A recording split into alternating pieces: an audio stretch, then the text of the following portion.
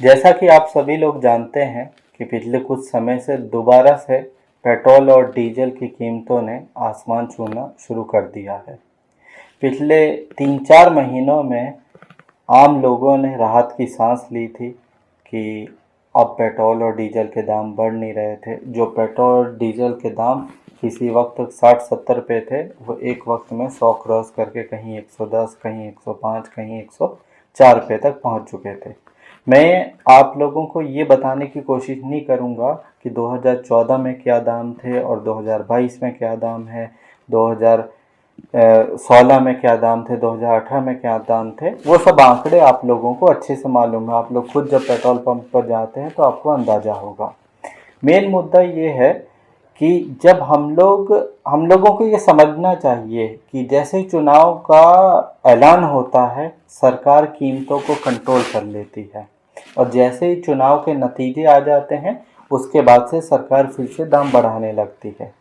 सरकार की तरफ से एक तर्क दिया जाता है, आपने भी सुना होगा, इनके पेट्रोलियम मंत्री भी अक्सर ये कहते हुए पाए जाएंगे कि पेट्रोल के दाम को अब आज़ाद कर दिया गया है, वो सरकार के हाथ में नहीं है और पेट्रोल के दाम वैश्विक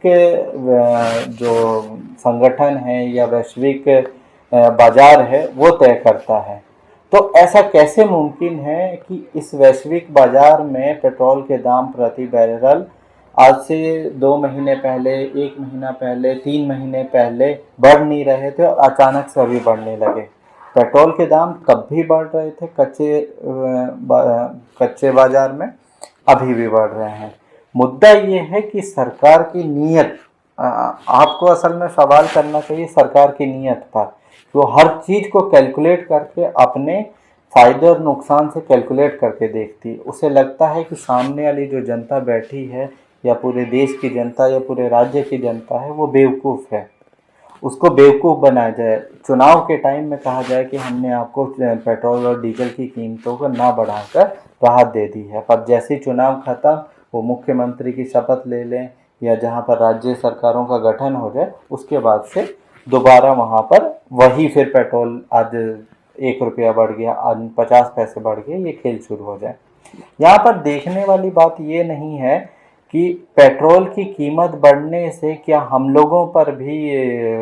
असर पड़ता है या नहीं पड़ता है। तो हमारे यहाँ पर गल्फ़ कंट्रियों की तरह माहौल नहीं है कि हमारी अर्थव्यवस्था पूरी तरीके से पेट्रोल पर निर्भर करती है, पर पेट्रोल और डीजल की कीमतों पर हमारी अर्थव्यवस्था की इनडायरेक्ट तरीके से हर चीज़ निर्भर करती है। अब आप अंदाज़ा लगा लीजिए कि हवाई सफ़र हो, रेल सफ़र हो, चाहे दूसरे ट्रांसपोर्ट के साधन हो जिससे आपकी रोज़मर्रा ज़रूरत की चीज़ों को ट्रांसपोर्ट किया जाता है, या कुरियर का काम हो, या आपकी दूसरी गुड्स हों जिनकी ज़रूरत आपको हमेशा रहती है, उनके दाम अपने आप इन पेट्रोल और डीजल की कीमतें बढ़ने के बाद बढ़ना शुरू हो जाएंगे। शुरू क्या हो जाएंगे, ऑलरेडी वो शुरू हो चुके हैं और बढ़ चुके हैं। आपकी जो रोज़मर्रा की चीज़ें, खासतौर पे सब्जी है या दूध है, इस टाइप के आइटम, आपने देखा होगा अभी कुछ टाइम पहले कि कुछ कंपनियों ने बाजार का हवाला देकर अपने सामान में उनके दामों में बढ़ोतरी का ऐलान किया है। एक और एग्जांपल देता हूँ आप लोगों को कि अगर आप में से बहुत सारे लोग हैदराबाद या बेंगलोर या मुंबई का सफ़र दिल्ली से करते हों, तो एक वक्त था कि अगर आप 2 महीने या 1 महीने पहले बुकिंग करवाएं तो 3500 या 3800 रुपये के आसपास उसका मिनिमम फेयर रहता था। पर आपने देखा होगा कि पिछले कुछ अरसे से, इसमें कोरोना का कोई लेना देना नहीं है, पिछले कुछ अरसे से मिनिमम फेयर 5000-5500 के आसपास पहुंच गया और अगर आपको इमरजेंसी में लेना पड़े तब 10,000 से नीचे बात ही ना करिए। तो अगर सरकार या हमारे बीच ही जो कुछ लोग हैं जो ये कहें कि पेट्रोल के दाम से हमारी ज़िंदगी पर उतना असर नहीं पड़ता, तो हमारी ज़िंदगी पर पेट्रोल और डीजल की बढ़ी हुई कीमतों का डायरेक्ट इनडायरेक्ट हर तरीके से असर है। ये सब चीज़ें अपनी जगह, इसके अलावा हम लोगों को सरकार से डायरेक्ट सवाल करना चाहिए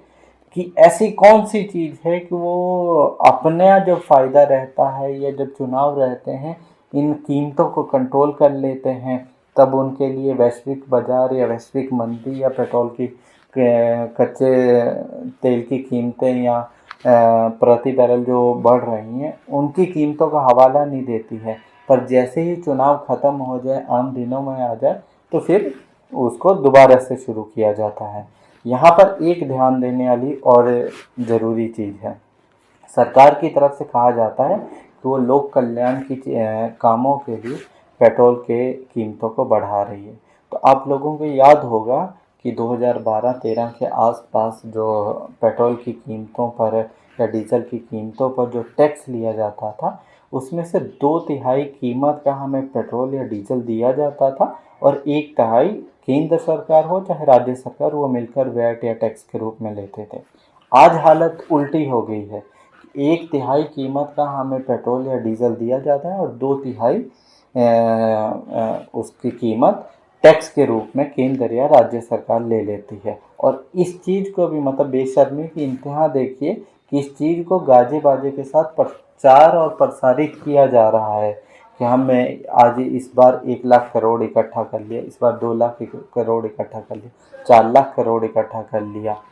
तो मुद्दा ये है कि आम जनता को समझना होगा, आम जनता को इसके मामले में सरकार को अपना एग्रेशन दिखाना होगा, आम जनता को सरकार को इसके लिए नाखुशी जाहिर करनी होगी, तभी सरकार पर दबाव बनेगा और इन कीमतों को घटाने पर वो मजबूर होगी। धन्यवाद।